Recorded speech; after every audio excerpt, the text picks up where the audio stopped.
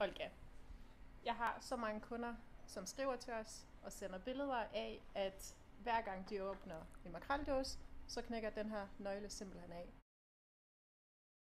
Har du et tip til, hvordan vi gør det bedst? Jo, det vil jeg gerne være behjælpelig med. Jeg tager dåsen med min venstre hånd og sætter den lidt på skrå.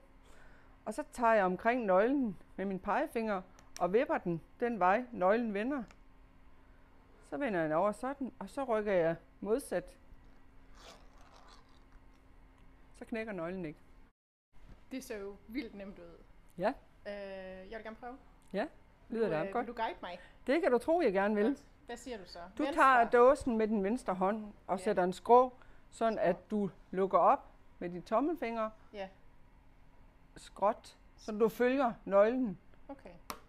Sådan ja. Og så vipper du nemlig helt tilbage. Helt tilbage. Ja. Og så vender du dåsen lige. Ja. Og så tager du med pegefingeren, så åbner du lige stille. Så knækker nøglen ikke. Jeg tror, der er nogen, der vil tage hele låget af, når de vil lave mad, og så lige dyppe den over i en gryde eller en pande.